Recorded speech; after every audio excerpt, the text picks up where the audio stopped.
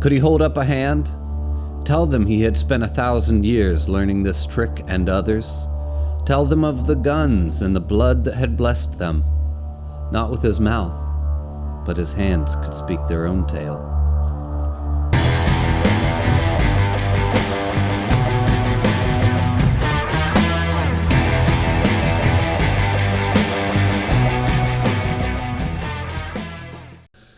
Let's be honest. You all know which line I wanted to open that with. Anyway, I'm literally surrounded by notes here, and I feel completely and utterly unprepared. This is the most intimidating thing I've ever done on the channel. I'm going to discuss The Gunslinger, which is easily my favorite book ever written. So this is going to be a little bit different of a format. It's still going to be a book review. I'm going to do spoiler-free for the first like 90% of the video, and then I'm going to do some spoilers at the end. The Gunslinger. So begins my reread of my favorite series of all time, a series I have been banging on about for 17 years, and I have not ever reread this series, a series which lends itself to rereads, and I just haven't ever done it. So here we go, and God am I rejuvenated. I almost, because I've committed to this one book a month, I almost didn't want to wait to February to start the next book, but although at the same time I kind of didn't have a problem waiting till February because I got so much else on my plate and so much good stuff. Holy shit, have I been getting into some good stuff. But anyway, The Gunslinger. So the first thing that got me, first thing that stands right out is the world. The world building, everything that goes into this. And this book does it. Yes, he will expand the world infinitely in the books that come after this one, but this is the one that did it. This is the one that creates the initial mid-world, the initial post-apocalyptic future of a post-apocalyptic future. Our world is advanced to the point where we have much greater technology than we have right now. That world collapses into a post-apocalyptic future. That post-apocalyptic future eventually will restructure itself into a kind of fantasy world with wizards and, magic, and there's going to be like a Wild West feel, and there's going to be castles, and there's going to be almost like that feudal era political system with the kings and the queens and the regions, and this castle's now fighting this castle over here. The post-apocalyptic future that turns into a fantasy world. But that world advances to the point where it collapses and dies, and now we're in the post-apocalyptic future of that system. So we are literally in the post-apocalyptic future of a post-apocalyptic future. But then there's going to be remnants of the machines from our time, twice removed. Once again, it's not unfamiliar to see a fantasy world that actually takes place in the ruins of a technological world. I'm not saying that that's original, and it's just done with a style and a flair. Let's be honest, that King can do that most people can't. I'm sorry, not sorry. So where are we at? The world building. Anyway, we're in the post-apocalyptic world of a post-apocalyptic world, and books are like any other genre of storytelling. It's like people put you in a bubble, and you're supposed to stay there. You as a creator is supposed to stay there. Your content is supposed to stay there. This story is kind of like him saying, we have a science fiction bubble, we have a horror bubble, we have a fantasy bubble, and he said, well, what if I just have all of it? And I mean all of it, and just put it, oh no, sorry, I forgot about the Western bubble over here. He said, I'll take that too. And he does it so beautifully and so flawlessly, and the world is all of it at once, simultaneously, and he doesn't drop the ball anywhere across the board. It's so just I to this day, At the time, I'd never seen anything like it. And to this day, I read it now and I'm like, I still have never seen or read anything like it. It's just so wonderful. It's so beautiful. It's haunting. It's give me a word and I could attach it to this book. It is, oh my God. And the world is a place I wanted to go back. It's not a nice place. It's a horrible, ugly, dark and depressing world, and I just want to live there. I want to stay there. Every time the series, I haven't read past this yet, not in my reread, but in my memory, anytime the world strays away from this, I'm in a hurry to get back to Midworld. It's such a wonderful world. The world building I can't say enough about. And then moving on to my thing, what I always talk about in all my books, I am such a big character guy. I'm always talking character. And I mean, I love characters. And you don't even have to have deep characters. Just make them entertaining, i.e. Philip K. Dick. He's got some of the most surface level characters ever written. And they are some of my favorite characters of all time because they are just that entertaining. Characters very important to me. And King does it all. They are some of the most entertaining characters you'll ever read, and they are some of the deepest characters. And King is the king of character, period. I have said that all along, and the further I get, and I'm not the most, I read a lot, but I am by far not the most well-read reader out there. I mean, there are people that read infinitely more than I do. You know, last year I only read like 35 books in the whole year. Yes, I know a lot of people are going, Jesus Christ, 35 books in a year, that's a lot. And then there's other people, they're like, I did that in a month. What are you talking about? But anyway, the older I get and the more I read, the more it brings into such focus how good he is at this. And I literally stopped because it kind of clicked into focus for me in a single paragraph, because I just got done reading last year and reviewing on the channel, by the way, if you want to watch the videos, The Expanse, all 9 books of The Expanse. And I complained about character the whole way through.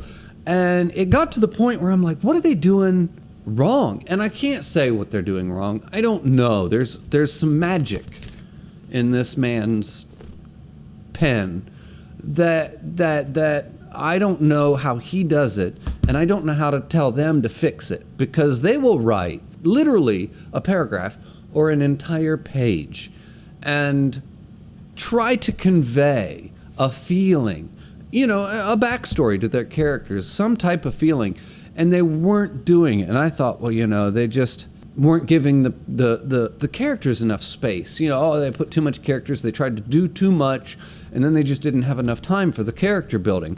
That argument in my mind doesn't hold up anymore, because King takes a character and in a single paragraph, like right here, like right that much of a page, and more character development in that paragraph than I got in pretty much an entire book about Expanse characters. And I don't know how he fits it in there. So there's this guy on the front porch of a bar, and he's just into eating these drugs, and he dies and he's resurrected. And he's sitting there and he's still eating the drug and he's crying. I shake, he said, and I want it. I can't stop, Allie. You was always good to me. He began to weep. I can't even stop peeing myself. What am I? What am I? She walked to the table and hesitated there, uncertain. He could have made me not want it, he said, through his tears. He could have done that if he could have made me be alive. I ain't complaining. I don't want to complain. He stared around hauntedly and whispered, he might strike me dead if I did.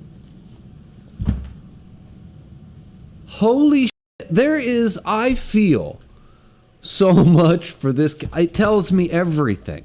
There's so much to unpack in just that paragraph. I feel more for that one stupid side character from that one paragraph than I do from an entire Expanse book by James S.A. Corey, because there's a magic in the way he writes characters. He reaches down inside of you and just kind of puts his finger on something. I don't know what it is. I don't know how he does it. Anyway, sorry, that was a huge tangent, but that's what I mean. One paragraph, and King crushes it. I could make an entire video on that paragraph. I could. Another reason why I love it, the world building is just next level amazing, right? But also our character. I love our character. He's just a broken man.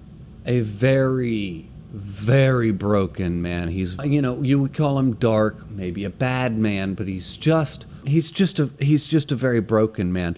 I would have to say it's a character study on him and who he is, what he is, and a little bit of how he became what he is.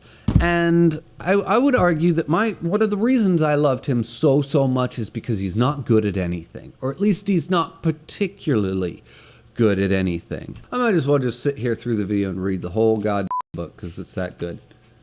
The hawk does not fear you, boy. The hawk never will. The hawk is God's gunslinger. Roland merely looked at Court. He was not an imaginative boy, and if Court had intended to imply a moral, it was lost on him. And morals may always be beyond you. You are not quick like Cuthbert or Vinay's boy. That's all right, though. It will make you formidable. But it's constantly reminding you, especially when he's a boy, they're forever telling him that he's just not good enough. He's not the smartest of the gunslingers. He's not the fastest of the gunslingers. He's not the most clever. He's not the most anything, really. And yet, he's the one that will outlast the world. Not just the gunslingers. He's going to outlive the entire world.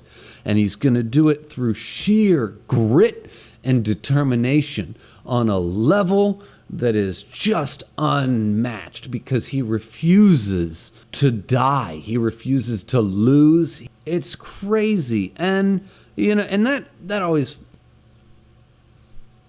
without getting sentimental, that just always hit me, because, everybody feels inadequate. With all of your stories of, the chosen one storylines, and he was the most powerful wizard ever born, or he was this, or he was the greatest, or, he would become the greatest. No, I mean, he will become the last of his kind, but I wouldn't say he was ever really the greatest. He made it through, and he had to make it through the hard way a lot of times. But that was different, and I thought that was fantastic. It made him the best character. Some of it's fucking dark, and some of it's depressing, but it was deep, and it was deep on a level that I wasn't used to, and I'm still just in love with. And everyone else is good. There's just so much fun to be had in some of these characters. And that's the other thing. You'll be having fun. And those very serious beats, that, like that paragraph that I read, that I said there's so much, I could make an entire video on that one paragraph. You'll be having fun. He'll give you pages of just fun. And you're laughing and you're enjoying yourself, and you're like, this is so much fun to read, and you'll be having a good old time. And then you get there, and Allie walks out the front door, and there's a guy sitting on the steps crying, and then he has this paragraph, and you're like, fuck you, Stephen. Cause he'll just kind of punch you in the face with something like that. And you're like, ouch. And then you'll go back to having fun. And this is all a good thing. Because not only is it deep, not only is it powerful, not only does it hit you right where it hurts, but it's also just an enjoyable, fun read. And it's a Stephen King read. So it's not particularly difficult to read. He's very easy to read. You can normally just fly right through it. His style is a very quick and easy style to get through. It's not particularly dense. It can be, and there are sections where you might want to slow down and just savor the magic that he's just dropped there for you. But other than that, it's not like reading William Gibson. This isn't Neuromancer over here. And then, which, speaking of characters, it's going to segue me into a few complaints that I have about other people with this book. A lot of people will complain about Roland's character. Oh, he's so dark, and he's just an asshole. He's such a bad man. Kinda, yeah, maybe. But the only thing I have to say about that is they're not wrong. I just would argue that that's what makes him compelling, And this itself, I've noticed on reread, this feels like a character. As I throw it, this feels like a character study to me, just of him. And here's the one that really gets my goat. No, it's not that big of a deal, but it just irritates the shit out of me. And there's YouTubers out there, I won't name names, but you know who you are. Oh, you know who you are. YouTube people. YouTubers. It's really not that big of a deal, but it just bothers me sometimes, and YouTube does it a lot. You'll be like, well, just get through the first book. It's like a prologue to the series. No, it's not. Quit calling this a prologue to the Dark Tower. Quit telling people that if you can just get through the first book, it'll get good after that. This is the good, darn it. And it's an entire book in and of itself. I don't know why people call it a prologue. It's its own monster. It's its own little 250-page beast of gut punch. It is the best book in the series. I said that before, and this is so far the only one I've gotten in on my reread, but holy crap, it's everything I read really supporting that theory for me. And it stands alone. I feel like it's a complete book through and through, and it could end after this, and I think it would be just as good, and it leaves you on cliffhangers and questions and whatnot, but I think that's fine. I think that's totally fine. It's, people like their bow. They want their story tied up with that nice, neat little bow. And I could see this book cutting off right here and then just being done and people being upset that they didn't get the bow on it. But I wouldn't have cared. I would have been like, no, this is still maybe the greatest book ever written. Anyway, that was just a really long way of saying I don't like it when people call it a prologue, because it's a complete book in and of itself. And with it being a character study, it's also not so much the prologue to set up the rest of the series, but it's the book that will inform the way that you read the rest of the series, because now you know who we are following, whose journey we are on. So, real quick, rating of the book before I do the spoiler section. I'm going to rate the book, and of course, I already rated it. I think I did. I know I've said it in previous videos, but this book, surprise, surprise, it's not a surprise. It's a 10. It is an absolute 10 out of 10, and I'm so happy to say that, because I have always called it a 10 out of 10, but having now reread it front to back, taking notes, 17 years later, still a 10 out of 10. And thank God for that. I was going to be heartbroken if it wasn't as good as I remembered. Luckily, my favorite of all the favorites is still just as good as it ever was, and it's still a 10. Thank God.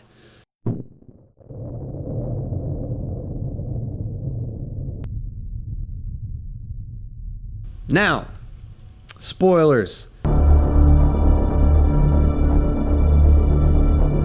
Like I said in the beginning, there's not much in the way of spoilers I really wanted to talk about. As much as I thought this was going to be like, oh, we're going way deep into spoilers. Not really. The resumption. There are so many little comments, I guess, throughout this book that, and I don't want to talk too much about the end because I haven't reread the end yet. We'll get there. And I would rather just talk about the end when I get to the end, but there are so many little comments in here and references in here, and I didn't study it to the point where I didn't go out and get all the compendiums or whatever. And I don't know, I know this is expanded and revised, so I don't know how much of it has been added in after the fact, but that's not the point. The point is, there's so many lines in here that mean so much more now. And it's so they add so much to the story on the reread that you don't get from the first read. And I know that's a pretty obvious thing to say. Even if you haven't reread it, even if you've just finished the book's first read through, you're going to go, just due to the ending, you're going to go, well, of course you're going to get more out of a reread. I know, but it's just in the nuance. Do you believe in an afterlife? The gunslinger asked him as Brown dropped 3 ears of hot corn onto his plate. Brown nodded. I think this is it. It can be as simple as that. And you're going, Once again, thought-provoking. Because is it the afterlife? Because that's one way of looking at it. But there are so many more. For a moment, the gunslinger felt mixed feelings of nostalgia and fear stitched in with an eerie feeling of déjà vu, and he thought, I dreamed this. Or was I here before? If so, when? Not Hedges. No, not there. He shook the feeling off. Yeah, you just might have been here before, dude. Now, here's okay. So you want to talk about thought-provoking. This is where I got so much more value out of the second read-through, and yet you have no idea how close you stand to the tower now. As you resume your quest, worlds turn about your head. What do you mean, resume? I never left off. At this, the man in black laughed heartily, but would not say what he found so funny. So what about this maybe not bothered me, but I just had me sitting there scratching my head as we get it. We get it.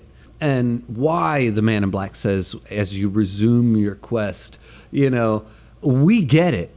And the man in black's just laughing at him. And it's like, it's so... I'm like, ha. And it wasn't 2 seconds later that I was like, wait a second. How does the man in black know? Because if you've read the books, he doesn't even make it to the end. So how would he even know how it ended? Because he wasn't fucking there. So we get it, and it's like a meta comment, and the man in black's literally laughing at him, but how does he even know to say that or laugh at him about it? Like, so I'm stuck still scratching my head. I still don't have an answer. And then there's the last line of the book. The gunslinger waited for the time of the drawing and dreamed his long dreams of the dark tower, to which he would someday come at dusk, and approaching, winding his horn to some unimaginable final battle. He dreamed of the time that he would come upon the tower, winding his horn. And this book explicitly states he doesn't have a horn. It was broken. It's split in two, and it's gone. Yet the final line of the book is he dreams of the time when he'll come upon the tower winding his horn. So there's so much there. And, it's so easy to miss.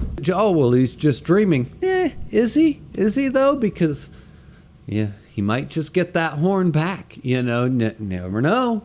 And there's just so many layers that if you just take the time to reread it, it's just, there's so much there to soak up and absorb. I loved it in a completely new way, recontextualized way.